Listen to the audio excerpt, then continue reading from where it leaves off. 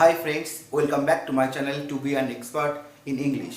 আমরা আগের দুটো ক্লাসে প্রেজেন্ট এবং পাস্ট টেন্সের প্যাসিভ ফর্মটা কী হবে সেটা শিখেছিলাম। আজকে আমাদের মেইনলি আলোচ্য বিষয় হচ্ছে ফিউচার পারফেক্ট টেন্স এবং এর প্যাসিভ ফর্ম। অর্থাৎ ফিউচার টেন্স থাকলে তার প্যাসিভ আমরা কীভাবে লিখব। ফিউচার টেন্সটাকে মেইনলি চারটে ভাগে ভাগ করা যায়: indefinite, continuous, perfect and future perfect continuous. এর মধ্যে ফিউচার পারফেক্ট আর ফিউচার পারফেক্ট কন্টিনিউয়াসের ইউসেজ আমাদের নেই, অর্থাৎ it doesn't have any real usage to our practical life. আমাদের বাস্তব জীবনে খুব একটা কাজে লাগে না।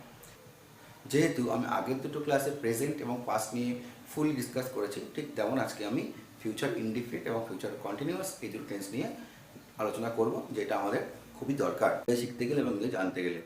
সো তোমরা একটা কাজ করবে, তোমরা এই ক্লাসটা দেখার সাথে সাথে এগুলোকে খাতায় নোট করে রাখবে এবং রেগুলার ইউসেজে তোমরা এগুলোকে দেখবে, তাহলে তোমরা খুব সহজে এগুলো শিখতে পারবে।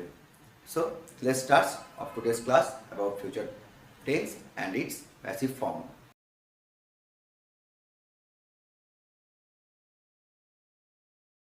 So friends, what is the future indefinite tense? Future indefinite tenseটা আমি আগেও অ্যাক্টিভের ফর্মটা কেমন হয় বলেছি। ডেসক্রিপশন বক্সে লিঙ্ক দেওয়া থাকবে, তোমরা সেখান থেকে দেখে নেবে। কখন আমরা ফিউচার ইনডিফিনিট টেন্সটা ইউজ করি? আমরা তখন ইউজ করি যখন ভবিষ্যৎকালে কোনো কাজ বা কোনো ঘটনা ঘটবে, সেই ক্ষেত্রেই আমরা ফিউচার ইনডিফিনিট টেন্সটাকে ইউজ করি। তাহলে ফিউচার ইনডিফিনিট টেন্সে অ্যাক্টিভের গঠনটা কী ছিল? ফিউচার ইনডিফিনিট টেন্সে অ্যাক্টিভের গঠনটা ছিল যে সাবজেক্ট, তারপরে একটা শ্যাল অথবা উইল, তারপরে ভার্বের সঙ্গে প্রেজেন্ট ফর্ম, অর্থাৎ ভার্ব প্রেজেন্ট ফর্ম মানে V1, and then comes object. এটাই হচ্ছে ফিউচার ইনডিফিনিট টেন্সের অ্যাক্টিভের গঠন। অর্থাৎ ফিউচার টেন্সের যে গঠনগুলো আমরা আগের ক্লাসে শিখেছি সেগুলোই হচ্ছে অ্যাক্টিভের গঠন। তাহলে প্যাসিভের গঠন কি? ঠিক যেমন প্রেজেন্ট এবং পাস্টের ক্ষেত্রে অবজেক্ট সাবজেক্ট এবং সাবজেক্ট অবজেক্ট হয়ে যাচ্ছিল, ঠিক একইভাবে এখানেও সেটাই হবে। কি না, এখানের অবজেক্টটা, অ্যাক্টিভের অবজেক্টটা প্যাসিভে গিয়ে in passive the object will be subject. অবজেক্টটা কিন্তু সাবজেক্ট হয়ে যাবে and subject will be object, এবং অবশ্যই তার আগে একটা বাই বসবে, VY বাই অবজেক্ট, এবং তার আগে একটা অবশ্যই বাই বসবে। তারপরে কি, এই শ্যাল উইল, এই অবজেক্টের যেটা সাবজেক্ট হবে তার উপর বেস করে আমরা শ্যাল অথবা উইলের যে কোনো একটা লিখব। কোথায় শ্যাল কোথায় উইল আমি আগেও আলোচনা করেছি। সাবজেক্ট ফার্স্ট পার্সন হলে শ্যাল, আর সমস্ত ক্ষেত্রে উইল। সাবজেক্ট মানে এখানে অবজেক্টটা, এখানে সাবজেক্ট, তারপরে কি বসবে না, একটা বি। তাহলে যেহেতু ওখানে অ্যাম ইজ দ্যারের প্রেজেন্টের ক্ষেত্রে কি হতো না, অ্যাম ইজ দ্যার একটা বিভাগ বসতো, ফার্স্টে ওয়াজ দ্যার বসতো, ঠিক তেমনই এখানে শ্যাল উইল আছে, শ্যাল উইলের পরে কখনো অ্যাম ইজ দ্যার বা ওয়াজ দ্যার বসে না। ওই জন্য বি ভার্বের রূপ কখন বসে না, বিভাগটা অটোমেটিক্যালি এখানে বি হিসেবে বসবে, এবং V1টা এখানে কি হবে, আমি আগেই বলেছি V1টা হয়ে যাবে V3। প্যাসিভের ক্ষেত্রে সব ভার্বেরই পাস্ট পার্টিসিপেল ফর্ম অর্থাৎ V3 আমরা লিখবো। এক্সাম্পল আমি এখানে অলরেডি দিয়ে রেখেছি, এক্সাম্পলগুলো দেখলেই অবশ্যই বোঝা যাবে যে অ্যাক্টিভে বাংলায় কী থাকলে আমরা অ্যাক্টিভ লিখবো এবং কী থাকলে আমরা প্যাসিভ লিখবো। ফার্স্ট সেন্টেন্সে আমি লিখেছি সে ফুটবল খেলবে, তাহলে এটা পরিষ্কার বোঝা যাচ্ছে যে সে, এখানে সাবজেক্ট রয়েছে, তাহলে এটাই হচ্ছে অ্যাক্টিভের ফর্ম। তাহলে প্যাসিভ থাকলে কি থাকতো না, লেখা থাকতো তার দ্বারা ফুটবল খেলা হবে, তাহলে সে ফুটবল খেলবে। তাহলে অ্যাক্টিভে কি হবে, তাহলে হি কি হবে, হি উইল প্লে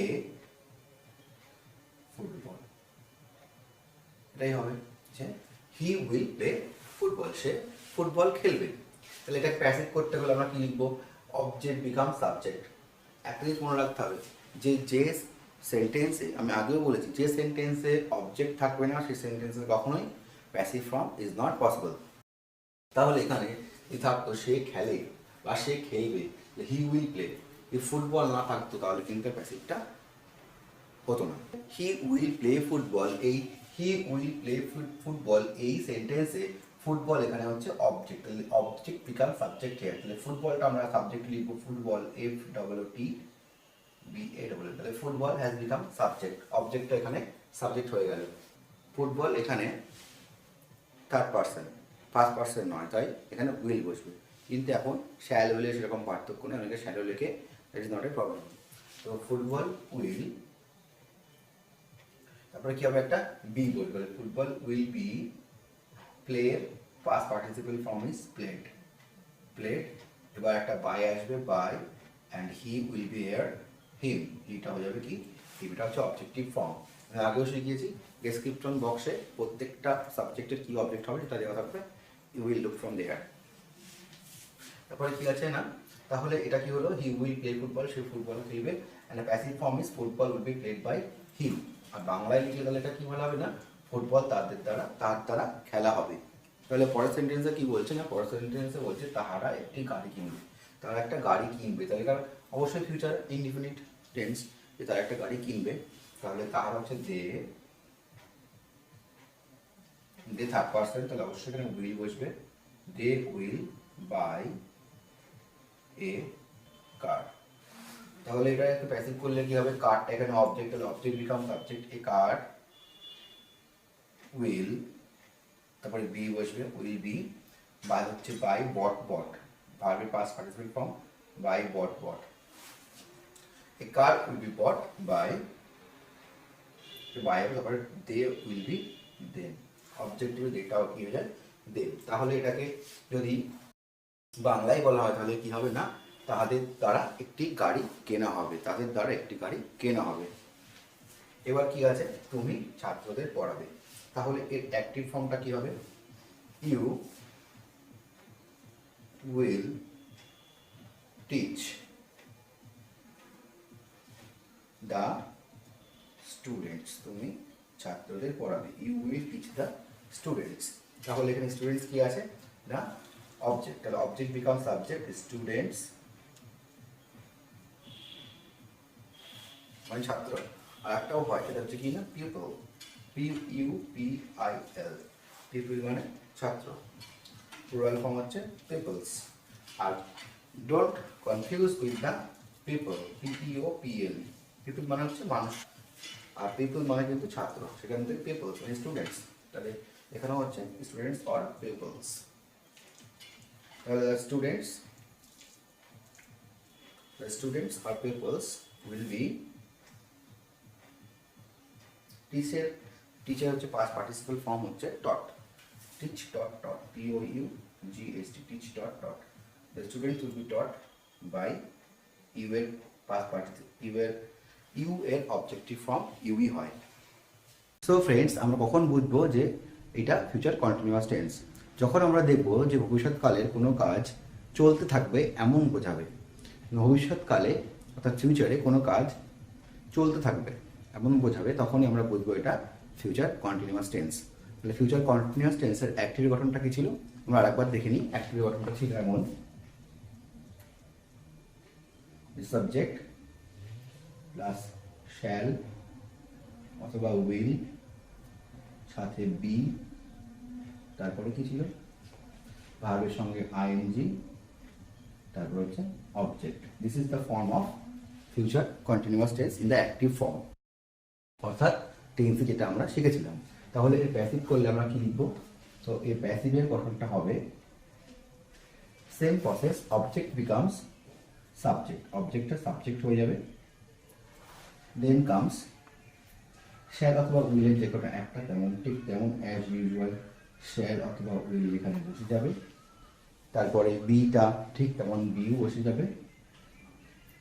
তারপরে কি আছে, একটা এক্সট্রা বিইং, যেমন প্রেজেন্ট এবং পাস্ট কন্টিনিউয়াসে একটা বিইং এসছে, ঠিক তেমন আইএনজি ফর্মের জন্য একটা বিইং আনতে হবে। দেন কামস ভার্বের আইএনজি ফর্ম, এটা V3, আমি মডেল সবসময় বলেছি যে ভার্বের সবসময় পাস্ট পার্টিসিপল ফর্মটা ইউজ হয়, ওই জন্য এখানে V3 লিখলাম। অ্যান্ড দেন কামস বাই, আর সাবজেক্ট বিকামস অবজেক্ট হিয়ার, প্রেজেন্টের সাবজেক্ট এখানে কি হয়ে যাবে, অবজেক্ট। দিস ইজ দ্য প্রেজেন্টের সাবজেক্ট এখানে কি হয়ে যাবে না, object. So this is the form of the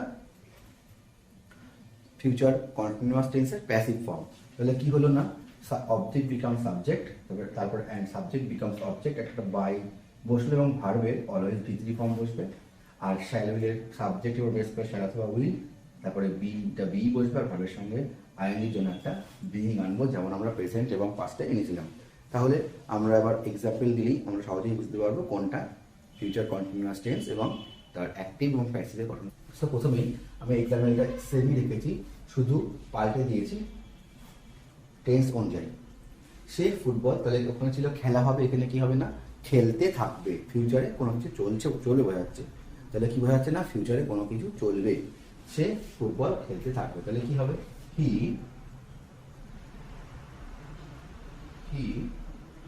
will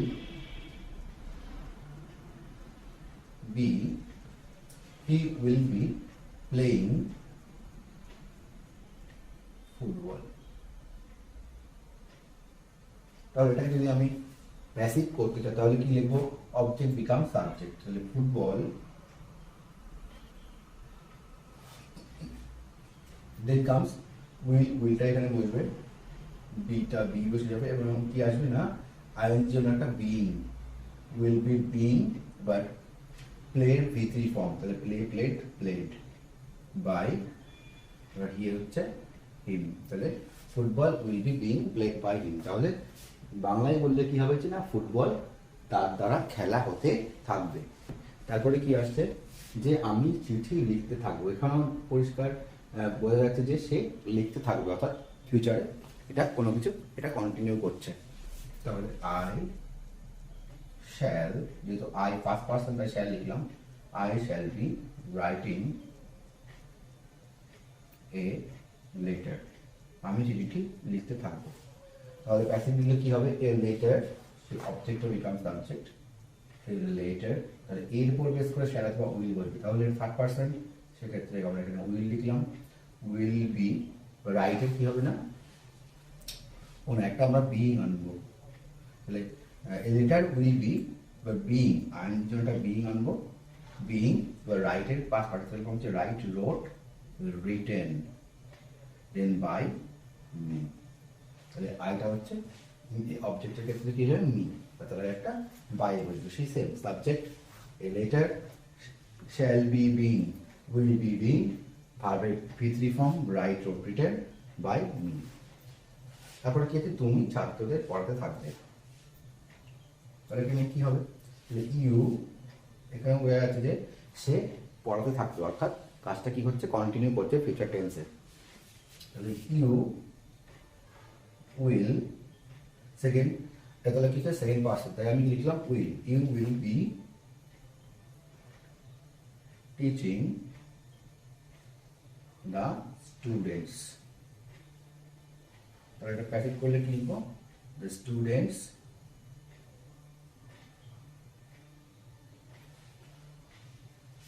will be, the students will be being taught, teacher past participle form হচ্ছে teach taught, so will be being taught by you, there is no change of you, তাই আমি লিখলাম you। তাহলে এটাকে আমি বাংলায় বললে কি হবে না, ছাত্ররা তার কাছে পড়তে থাকবে, এটা প্যাসিভ হবে, ছাত্ররা তার কাছে পড়তে থাকবে, the students will be being taught by you। So this is all about the future continuous tense।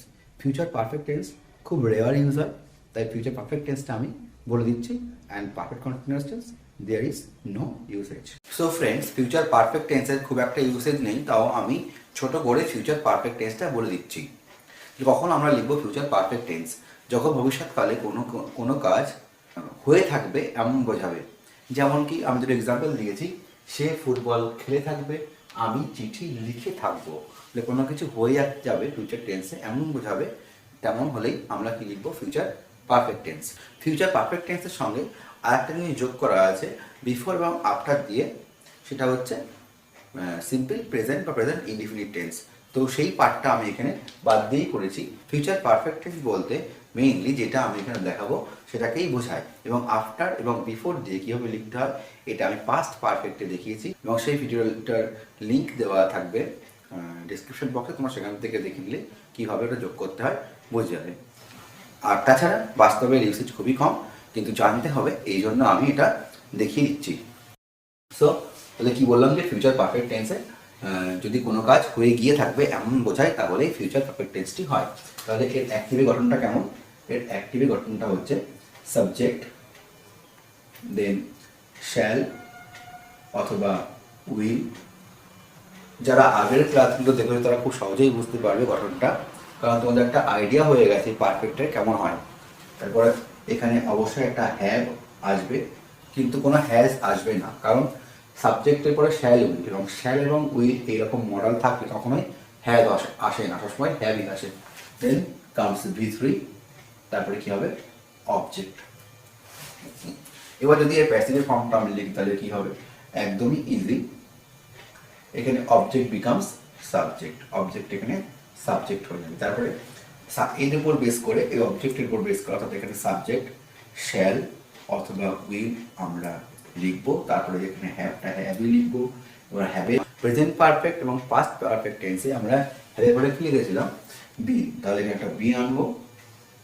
দেন ভার্বের থার্ড ফর্ম, ভার্বের third form means past participle form, তারপরে একটা by, and then comes object.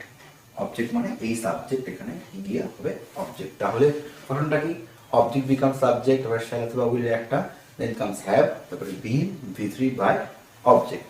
তাহলে এখানে এক্সাম্পল দিয়েছি, সে football খেলে থাকবে, তাহলে এটা অবশ্যই ফিউচার পারফেক্ট টেন্স। তাহলে আমি এটা অ্যাক্টিভ ফর্মটা কেমন হবে, he will have played football. তো এটা প্যাসিভ লিখলে কি হবে, football will have been played, football will have been played by him, তার মানে ফুটবল তার দ্বারা খেলা হয়ে গিয়ে থাকবে। তারপরটা কি, আমি চিঠি লিখে থাকবো, তাহলে কি হবে, I shall have written a letter, তাহলে এটা কি হবে, এটা লেটার বিকামস সাবজেক্ট। তাহলে এ লেটার এর উপর বেস করে সারা অথবা উইল, তাহলে লেটার পরে অবশ্যই উইল বসবে। Will have been written, will have been written by me. তাহলে এটার বাংলাটা কি হবে, যে একটা আমার দ্বারা একটা চিঠি লেখা হয়ে থাকবে, আমার দ্বারা একটা চিঠি লেখা হয়ে থাকবে। এর সাথে কি থাকে বাংলার ফর্মটা, তোমরা টেন্সের বই খুলে দেখতে পারো। টেন্সের বইগুলো তোমরা দেখলে কি দেখবে, যে আমি চিঠি লিখে থাকবো, এবং তার সঙ্গে এটা থাকবে যে সে আসার আগে, সে আসার আগে। তাহলে আমি যেখানে যোগ করি, আমি চিঠি লিখে থাকবো, সে আসার আগে, এমন একটা দেওয়া থাকবে, বা সে করার পরে। তাহলে এখানে আমরা ইংলিশে কি লিখবো, এখানে বিফোর, এটা কি হবে না, সিম্পল প্রেজেন্ট বা প্রেজেন্ট ইনডিফিনিট টেন্স, এটা আমি আগে শিখেছি। বিফোর হি কামস সাবজেক্ট, তারপরে কি সাবজেক্ট আর verb, third person singular number বলে অর্ডার সঙ্গে এস বা ইএস। তাহলে এখানে কি কিছুই না, এখানে বিফোর দিয়ে আমরা যোগ করবো কি, এখানে বিফোর হি কামসই বসে যাবে। কারণ আমাদের খেয়াল রাখতে হবে, আমরা এই সেন্টেন্সটা কোনো প্যাসিভ করতে পারবো না, কারণ এখানে কোনো অবজেক্ট নেই। যদি কোনো অবজেক্ট থাকতো তাহলে আমরা simple present tense, present indefinite টেন্সে আমরা যে প্যাসিভ লিখেছিলাম বিফোরের পরে, সেটাকে প্যাসিভ করে দিতাম, তাহলে এটা হয়ে যেত। So this is all about the future tense and its passive form. So friends, I think that you learned very well the future tense and its passive form. If you want to learn present tense and past tense and both of its passive form, then go to the description box and click the link and see the video. If you like this video, then please click the like button and subscribe my channel to get more videos, and to get the video faster, please click the bell icon. So thank you, thanks for watching, and see you in the next video.